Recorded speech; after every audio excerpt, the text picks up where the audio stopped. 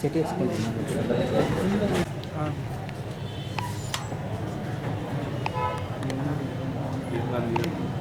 Sir sir వస్తుందా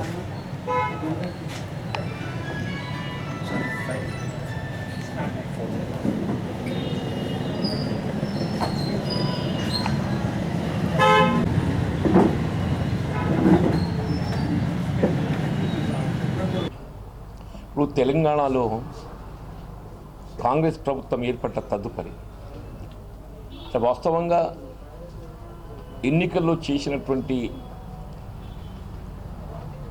వాగ్దానాలు కానివ్వండి, ప్రణాళికే కానివ్వండి కాక ఏ రాజకీయ పార్టీ కానీ, శాసనసభ కానీ, పార్లమెంట్ కానీ కాల పరిమితి 5 సంవత్సరాలు ఉంటుంది.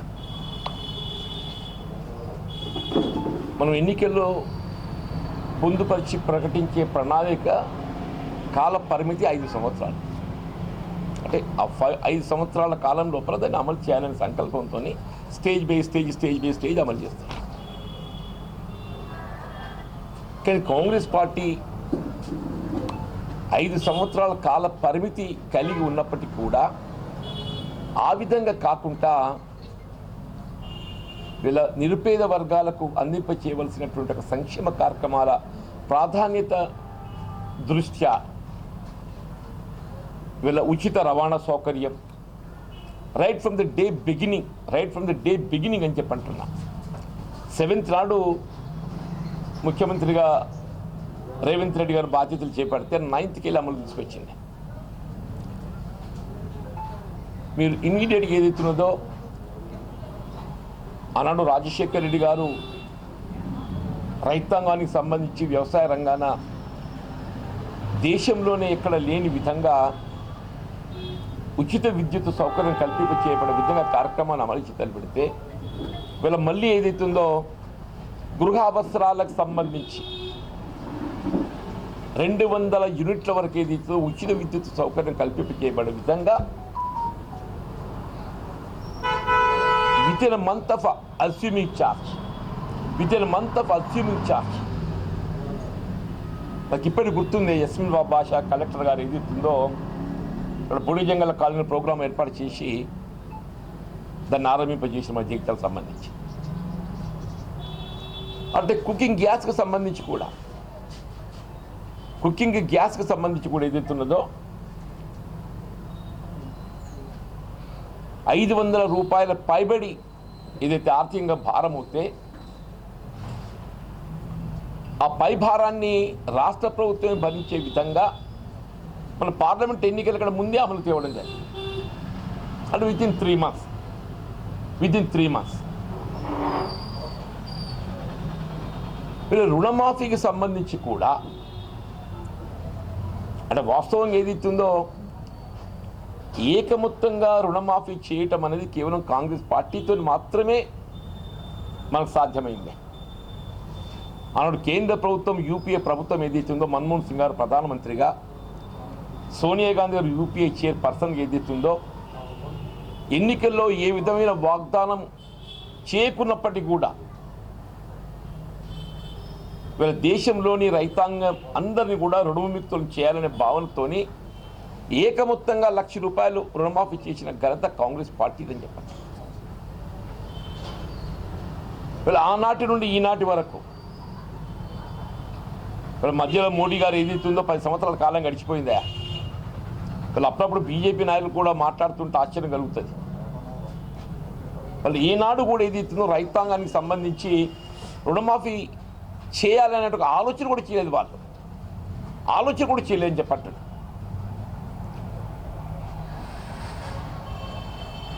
ఇప్పుడు వాళ్ళేంటి ప్రధానమంత్రి కిసాన్ యోజన ఏదైతే ఉన్నదో రైతు ఎంత కమతం కలిగి ఉన్నప్పటికీ కూడా ఆ రైతుకు వాళ్ళు ఒనుగూర్చే లబ్ధి ఎంత 6,000 రూపాయలు మాత్రమే. ప్రధానమంత్రి కిసాన్ యోజన కింద కేంద్ర ప్రభుత్వం రైతాంగానికి ఒనగూర్చేటువంటి రాయితీ ఎంత కమతం ఉన్నప్పటికీ 10 ఎకరాలు ఉన్నా కానీ ఆ రైతుకు ఒనగూర్చే లబ్ధి 6,000. అది 3 విడతలుగా, అది కూడా 3 విడతలుగా.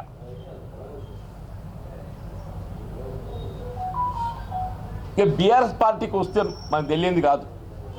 మొదటి పర్యాయం ఏదైతుందో ఎన్నికలప్పుడు ఏకమొత్తంగా అమలు చేయడం జరుగుతుందని చెప్పి పేర్కొని కూడా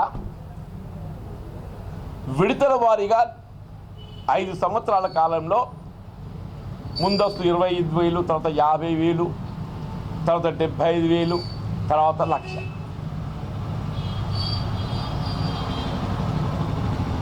రెండో పర్యాయానికి వచ్చేవరకల్లా మళ్ళీ అదే విడతల వారి చేయడం జరుగుతుందని చెప్పి పేర్కొని 25, 50, 75 వరకు చేశారా. 75 పై పడ్డటువంటి ఒక ₹1,00,000 వరకు ఉన్నటువంటి ఒక రైతాంగానికి అప్పు చివరికి చేతులు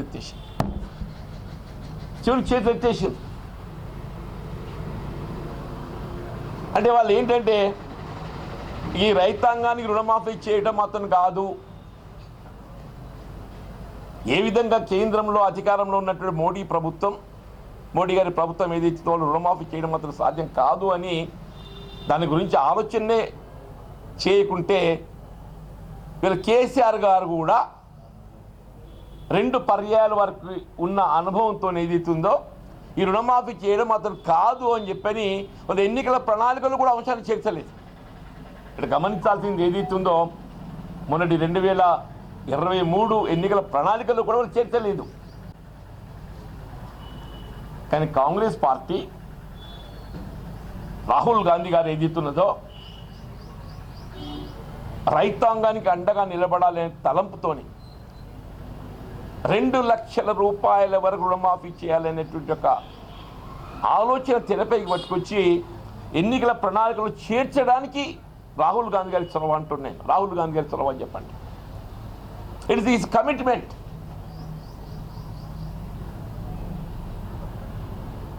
వీళ్ళు ప్రతిపక్షాలు ఏదైతుందో అది చేస్తారా, ఇది అవుతుందా వీళ్ళతోని, వీళ్ళు అయిపోయే వరకల్లా వాళ్ళకి ఏం మాట్లాడిన తోస్తలేదు. వీళ్ళు 2 లక్షల రూపాయల వరకు ఏదైతుందో రుణమాఫీ అమలు చేయబడటం దేశంలో ఎక్కడ లేని విధంగా అంటున్నాను. ఇది